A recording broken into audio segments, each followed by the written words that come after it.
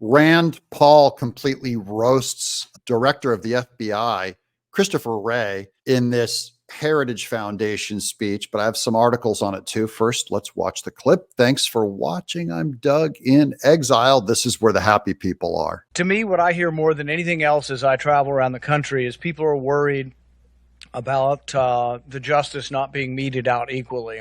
This is an article from Dinesh D'Souza's website. Rand Paul, Americans fear a two-tiered justice system under the Biden administration. They fear it because it's there. We didn't make this up. It's being clear now that we have a two-tiered justice system. About there being two standards of justice, that if you worked in the Trump administration, you're yanked out in your underwear with 17 FBI agents. If you work for Biden, or if you happen to be related to Biden, nothing really happens to you. I just saw in the news today that Biden's illegal documents that he had and he didn't have permission for, that they're not going to press charges on him. This goes directly to not only Christopher Wray, but also Merrick Garland at the DOJ.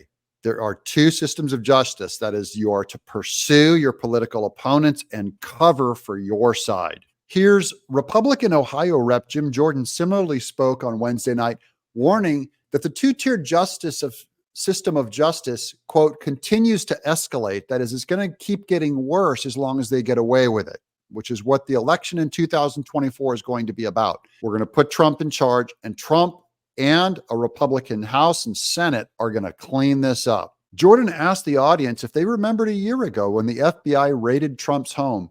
Jordan said he called the former president, who allegedly responded to the call by saying, quote, "Jim, this is the best thing that ever happened to our party," unquote. I've been giving you guys my theory. I'm the only one with it. That Trump is not running against Biden, but he's running against the state. And it's actually a campaign that he can win. People are worried about donating to campaigns. People are worried about working in campaigns. They're worried about a double standard. This was also Obama's IRS went after pro-life groups. They're targeting the opponents systematically based on ideology. There was a time in our country when equal protection under the law was a big flaw in our country, where there were people who weren't treated equally under the law based on their race. We got past that, but we almost had a civil war in the midst of it. People were very unhappy about being treated differently. Now it's not about the color of your skin so much as the shade of your ideology. See, the right believes in a diversity of opinion, that you tolerate a diversity of opinion. When the left talks about diversity, they only mean skin color, sexual identity, not in actual life philosophy. That's why you can be a conservative and lose your job over your belief system.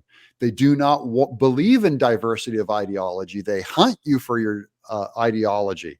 So when they brag about how diverse their employees are, or their boards are, or their owners are, they never have a diversity of ideology.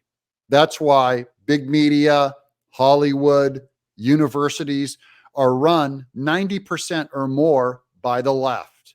They hunt and destroy any diversity of ideology. Rand Paul is calling out here, really it's against Christopher Wray and our government, but this is culture-wide, guys. Thank you guys for joining me. I hope you'll subscribe and spread this link to your friends. I'm Doug in Exile.